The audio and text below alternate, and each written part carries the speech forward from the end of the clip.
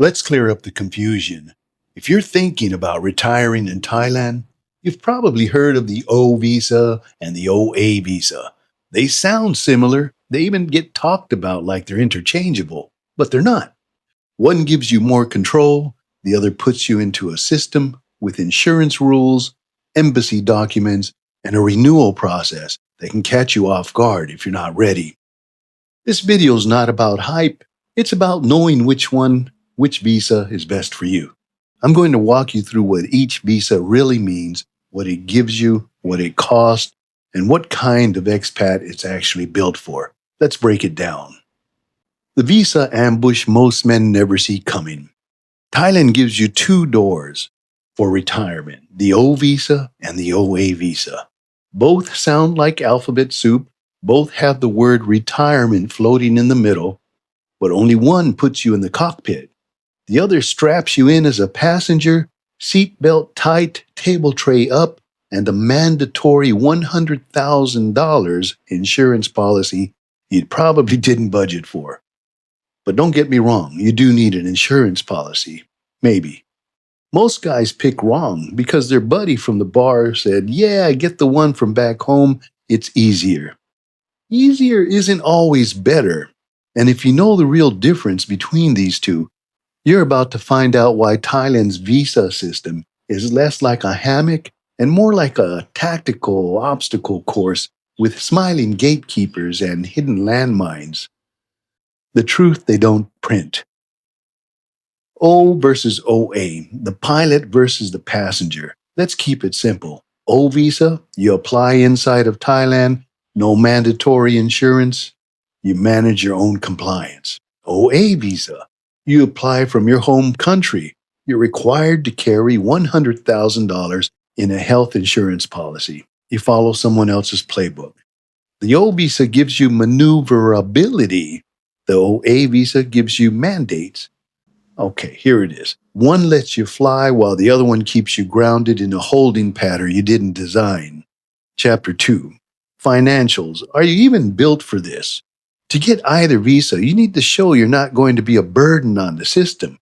Fair enough. You've got three options. Show 800,000 baht in a Thai bank account and let it sit there. Prove 65,000 baht income every month like clockwork, or use a combo of the two. But here's the part they don't put in bold print. That 800,000 baht, it has to sit untouched 2 months before and 3 months after the renewal.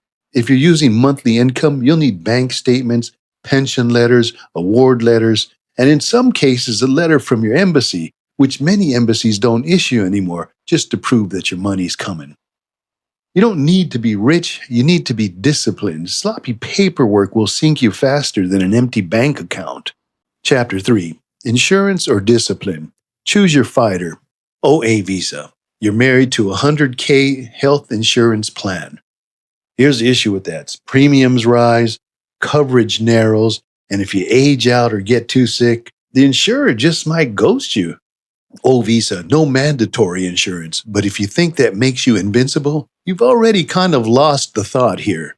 Here's the best part. You can find an insurance policy that's maybe 50,000 or 60,000 or 100K in Thailand, if that suits you. Or you can self-insure. I know several expats that self-insure. I've done it. Now I've got an insurance policy. But now when you self-insure, you're going to have to self-insure for something that you're comfortable with. I know one expat, he has a $90,000 limit credit card, and that's his insurance policy. I know another one, they just got some money stashed away in the bank for emergencies.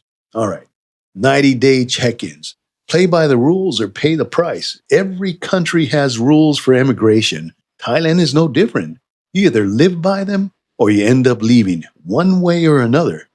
In Thailand, if you're staying long-term, you need to report your address every 90 days. Forget it? That's a 2,000 baht fine. Get caught before you file it? 4,000 baht plus. No one warns you. The clock starts ticking immediately after your last stamp. Here's what some expats do. Round time for the check-in, they'll take a trip. They'll leave the country a day or two before their 90-day check-in. They'll go visit someplace in Asia or Europe, whatever, for 3 to 10 days. Then they'll come back. Cambodia, Vietnam, Japan, it doesn't matter. Return with your re-entry permit and your 90-day clock resets automatically. No appointment necessary, no office visit. Nice and easy. That's a boss move if you ask me. Now you're an international man of mystery with compliance handled. Chapter 5. The TM30 and why it matters.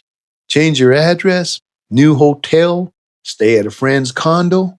You or your landlord has 24 hours to file a TM30, Thailand's official form that tracks where foreigners are staying.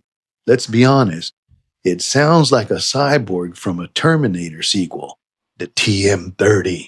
It doesn't file reports, it hunts addresses. But in reality, it's just immigration paperwork. Boring but important form. Miss it and your visa renewal could be denied. You're expected to be a big boy, know the rules, and follow them. Living abroad isn't for the undisciplined. Chapter 6. Re-entry permits. These are very important. I heard a story of a guy, my friend told me a story, of a guy that had his retirement visa, left the country to the States, came back a couple months later, no re-entry permit. They let him come in the country with a 30-day visa. But what that did was it voided his retirement visa. So if you return without a re-entry permit stamped in your passport, immigration will treat you like you just arrived on a fresh tourist visa. You'll be given a 30-day stamp, and that's it. Your old retirement visa is dead. To fix it, you need to start over, pay the agent, submit the paperwork, wait 30 days for a new visa to be processed. Honestly, it's probably not going to be 30 days, more like 2 weeks. And hope nothing's changed in the meantime. Here's what a single entry costs. Single entry, 1,000 baht, one shot, no margin for error. You leave the country one time, you come back. No problems. Next time you leave, you need to buy another 1,000 baht entry permit. Some people do that. I've done it. Multiple entry, 3,800 baht, unlimited exits and entries. Full flexibility, pays for itself after 3 trips. Imagine this. You're at the gate, flight's boarding, you flip through your passport and realize you forgot your re-entry permit. The guy at the desk smiles. You've just divorced your visa midair. Single entry is for hopefuls, multiple entries for operators. Chapter 7. Yearly renewal. The real test starts in year 2. Year 1 is the welcome party. Year 2 is the audit. Every year, you resubmit your financials, reprove your identity, reconvince the system you still qualify, and the rules, they shift quietly without warning. Your paperwork was fine last year. Now it needs a stamp, or a new format, or some document you never heard of. The truth? 1 year's the honeymoon. Year 2, they test your marriage to the system. All right, Chapter 8. Bureaucracy Roulette, the hidden variable you can't control. You can walk into immigration with all the right documents and still walk out with a problem you didn't see coming. Why? Because while the rules stay the same, the interpretation of those rules change based on who's holding your file. Sometimes it's not about what you bring, it's about how your paperwork lands that day. One officer says your bank letter's fine, another one wants a new one dated within 24 hours. One accepts your insurance policy, another one wants Thai translation notarized twice. And no, it's not personal. It's just internal discretion. It's a system that moves but doesn't always explain how. Which means one thing, you don't show up with hope, you show up with redundancy. Extra copies, backup plans, bulletproof folders. Because Thailand doesn't reward creativity, it rewards compliance with a side of patience. All right, in closing, the mission continues. If you're considering retiring in Thailand, here's the real question. Which visa will you get? The O or the OA? Or, if you've already made the move, which one did you end up with? Did it work out like you expected? This kind of decision shapes how your whole life runs abroad. Structure, freedom, and whether you're steering the ship or just along for the ride. If this helped bring some clarity, pass it on. You never know who's out there winging it on Facebook advice. I'm John. Appreciate you watching. See you in the next one.